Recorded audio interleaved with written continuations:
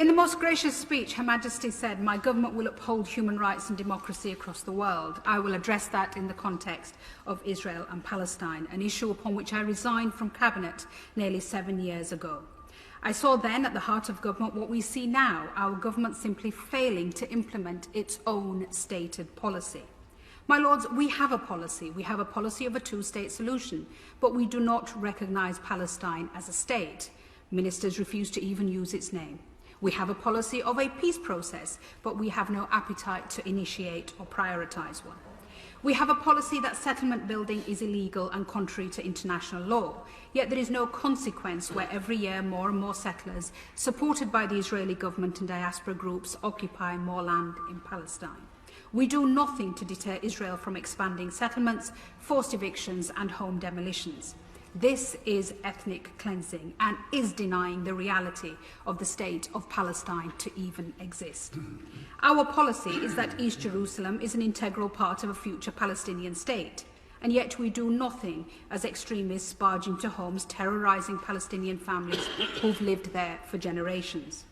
Our policy is to defend human rights, but no action follows as hundreds of Palestinian children every year are arrested, mistreated and incarcerated.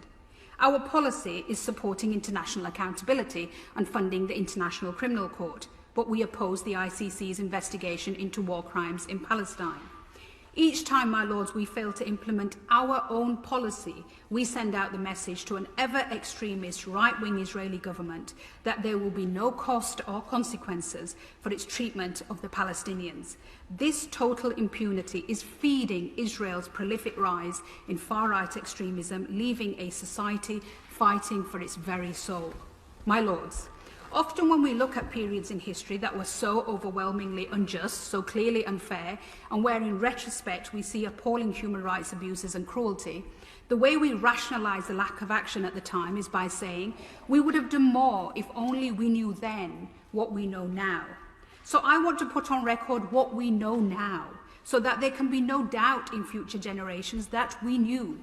We know about the dispossessions in Sheikh Jarrah, about the chants of death to Arabs in Jerusalem, about the attacks on worshippers in Al-Aqsa, about the attacks outside the Church of the Holy Sepulchre. We know in the West Bank, Palestinians and Israeli settlers live side by side, the former legally but under military law without the most basic of utilities, the latter 630,000 strong and growing, illegally present yet governed by civilian law and living in relative luxury. Two peoples in the same land, but with differing legal systems and even separate roads to the same place. So we know, my Lords, as documented by Human Rights Watch, that the threshold has passed for the international war crime of apartheid and persecution. We know generations have existed under a blockade, never left Gaza, an area the size of the Isle of Wight, and drink water that the World Health Organization says is not even fit for animals. We know that mid-pandemic, Gaza's only coronavirus testing lab was damaged because of Israeli army bombing. We know of the deliberate targeting of journalists, including the bombing of the AP building, whereas US Secretary of State Blinken said there was no evidence of Hamas operations. We know that a female journalist who's worked for Channel 4 was attacked and had her hijab ripped off by Israeli soldiers. We know, as reported by Mark Stone at Sky News, of entirely unnecessary provocative behaviour by Israeli police and military yesterday at Damascus Gate, with stun grenades thrown at a peaceful group of Palestinians, and Bethlehem, where volleys of tear gas were used.